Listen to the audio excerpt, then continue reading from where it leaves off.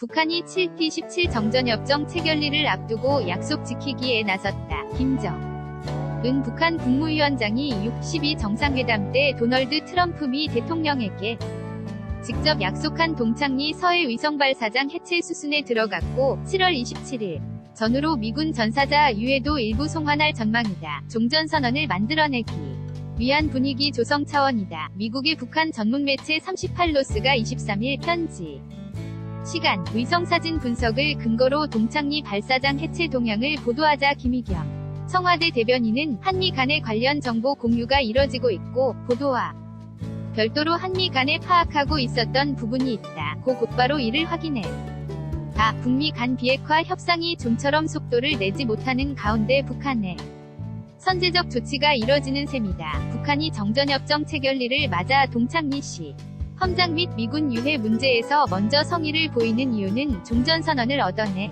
여는 의도라는 게 중론이다. 북한이 이달 초 마이크 폼페이오 미 국무장관 위 3차 방북 직후 내놓은 미국과의 4대 협의 현안 중 하나가 종전선언 발표다. 북한이 종전선언에 몰두하는 이유는 이를 체제보장의 출발점으로 간주하기 때문이다. 북한은 이른바 미국의 대조선 적대시 정책 때문에 한반도가 불안하다고 주장해왔다. 북한은 따라서 종전선언이 향후 북미 관계 정상화와 이에 따른 김정은 체제보장을 확인할 첫 시험대로 여긴다.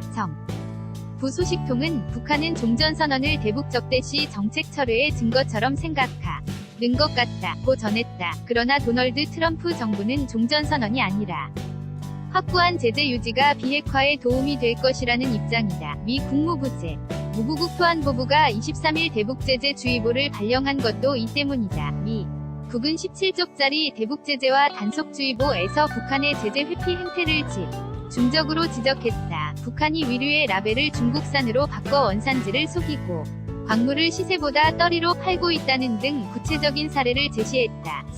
성회사 등 제재상 금지된 북한과의 합작회사 이름 230여 개도 공개했다.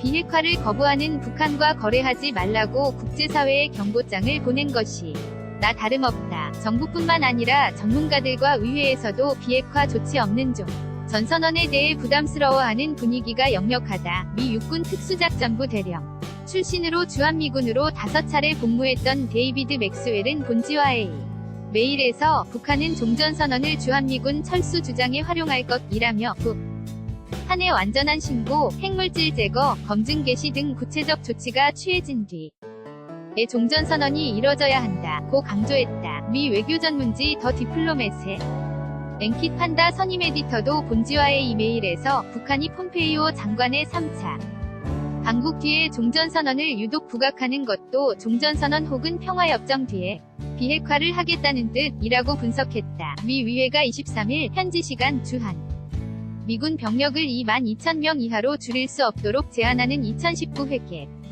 연도 국방수권법안에 합의한 것도 워싱턴 조야의 우려 섞인 기류를 반영했다. 는 해석이다. 한국은 판문점 선언에서 명시한 대로 연내 종전선언을 목표로 하고 있다. 조명균 통일부 장관은 24일 국회 외교통일위원회 전체회의에서 연내 종전선언을 하기 위해 남북미 간 협의가 진행 중이라며 연내에 가능할 것으로 전망한다고 말했다. 정부는 종전선언은 정치적 선언일 뿐 법적 구속력이 없으며 조기에 종전선언을 해 북한을 안심시키는 것이 비핵화에 도움이 된다는 입장이다. 하지만 종전선언을 비핵화 뒤로 미루려는 미국과 남조선은 종전선언을 수수방관해서는 안 된다. 20일 노동신문은 북한 사이에서 만만치 않은 중재 역할을 맡아야 하는 상황이다. 유지혜 기자 WISPEN-JOONGANG.co.kr